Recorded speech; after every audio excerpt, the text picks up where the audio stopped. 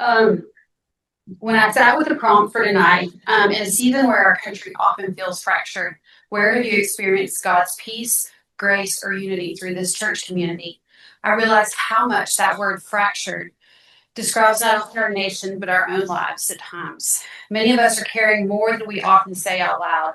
Political division seems to widen every day, and the constant news cycle can leave us feeling overwhelmed or even a little traumatized. Many in our congregation are navigating health issues or caring for someone who is. Others are walking through relational strain, job issues, or the worry we hold for our families and children. These things don't define us, but they sit in the background, creating a kind of quiet pressure that makes survival mode feel like the only option. But the danger of survival mode is that it keeps us focused on what's pressing instead of what's life-giving. It makes us guarded instead of connected. And it can quietly steal our sense of joy and purpose without us even noticing. But survival mode is never meant to be the place we live. And that is where this church has mattered so much to me, because it has reminded me that God calls us not just to endure, but to hope, not just to survive, but to see what is possible. When I think about the raw, dogged resilience of First Presbyterian, the real grit behind this church's sense of what's possible, I think about where we started. Built on a turnip patch in a pioneer town with no sanctuary, no roof, no certainty, just a gathering of people meeting under a grove of trees for 17 years. 17 years of worshiping outdoors because they believed God had planted something worth growing. This is a church that survived the Civil War, even as soldiers took over the building. And when it was finally returned in shambles, it wasn't professionals who restored it. It was our own women carrying buckets of water from this creek to scrub it clean from top to bottom. It was in that gritty, determined season that a church member painted the words Jehovah Jireh, the Lord will provide, over the pulpit, not as wishful thinking, but as a declaration forged in hardship. This is who we are, a community that has sent people overseas, weathered destruction, navigated political unrest, and keeps choosing the hope of Christ again and again. That gritty determination is in our DNA, and it's why what's possible isn't just an idea here, it's a way of life. I think often about the many people in this church who embody a deep sense of what's possible. God gives us glimpses of himself and the strength that he offers through those who live out their faith with steady courage. And in my own journey, when I wanted to give up or quit, I look to the people who have that same raw, dogged determination, those whose actions and strength carry his perseverance into the world. Through them, I'm reminded that hope is still alive, that God is still at work, and that with his presence and their example, I can be brave too. I talked to just a few of the many people that inspired me at First Presbyterian and had wonderful conversations about resilience and possibility. I'll feature three of them tonight and others in the newsletter. Paulette Anderson has poured her heart out into the children and teachers of Dogwood Elementary for over 2 decades. Since 2005, she has served as a student mentor, a Big Brothers Big Sisters volunteer, and a faithful leader of school supply and Christmas gift drives, showing up again and again as a steady source of encouragement and support. Her care runs deep. I have always loved children and wanted to be a teacher, but I didn't finish college, she said. These students at Dogwood, so many people don't understand the situations they live or where they come from. They are so grateful for any attention you can give them. One of these students was a boy named Deshaun Mobley. Coming from a difficult home life and eventually entering foster care, Deshaun found consistency and love through the bond he formed with Paulette and Gary. They walked with him from age 8 through elementary school and long beyond. Deshaun went on to become a standout football player at Powell High School, then the University of Kentucky, and later spent time in the NFL with the Cincinnati Bengals. Today he's back in Knoxville, running his own training gym and investing in student athletes, just as the Andersons once invested in him. For 20 years, Paulette has seen possibility where others might only see limitation in the small South Knoxville school. She recognizes the courage, potential, and worth within every child, and she keeps showing up to nurture it. You can sign up for a little or a lot, but there is so much love at Dogwood School, she said.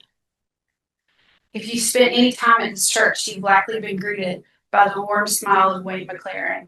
I love that picture of him. And if you spent more than a moment with him, you know he is one of the helpers, faithful, joyful, and always ready to lend a hand.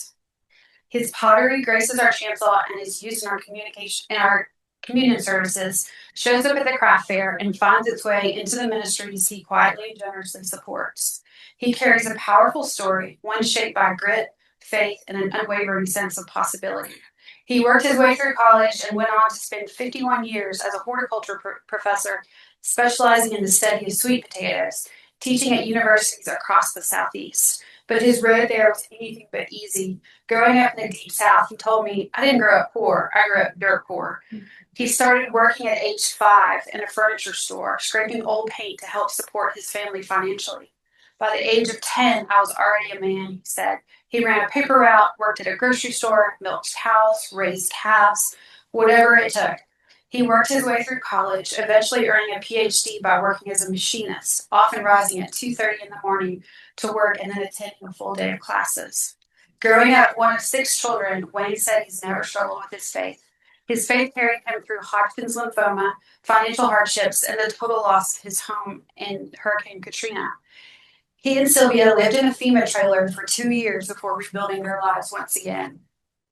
This year, he and Sylvia received the Orchid Volunteer of the Year award from the organization Keep Knoxville Beautiful for their commitment to removing trash and caring for public spaces. They are master gardeners, master foresters, volunteer with Iams and Trees Knoxville. Wayne is active and generous with our community and is one of the happiest people I know. When I asked Wayne what keeps him going, his answer came with the clarity of someone who has lived every word. If you grab hold of your own bootstraps and pull, you'll be better off. Depend on your faith. Shut up and go on. Then he added with a smile, I don't worry. I know God has this. And if I don't worry, I just get to have fun in life. Doy Barron has been a force of nature at First Presbyterian since the early 2000s. At 93, she recently survived a heart attack, yet her mind is sharp and her voice remains as clear as a bell. We talked about her childhood and the depression and the racism she witnessed growing up in Mississippi. Though she was raised in a culture steeped in prejudice, Doy kept reading, studying, and listening, eventually shaping her own powerful convictions about what was right and true. Doy is deeply committed to the power of women as a transformative force. She served as moderator of Presbyterian Women and has been a part of the Joy White Circle for 23 years. She believes fiercely in the strength women bring when they gather in faith and support one another. Having lived through her share of heartbreak and tragedy, Doy holds a humbling perspective on perseverance. My philosophy of life is to live in the moment. That was then, this is now. The Holy Spirit lives right now, in this moment, all around me. We have to guard against depression and despair. We can have confidence because the Holy Spirit is right there with us to give us courage. Life is always going to be hard, she said. The United States shouldn't have survived what it has. History is an encouragement. They survived then, and we're going to survive now.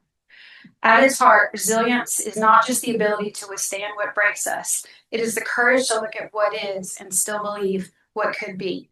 It is what allows us to lift our eyes from survival to possibility, to trust that God is doing more than we can see, even in the fractured places of our worlds and our hearts. This church has taught me so much from the stories and lives that I've gotten to be a part of. It is the quiet, stubborn belief that God is still writing a future worth stepping into, and that we get to be a part of building together.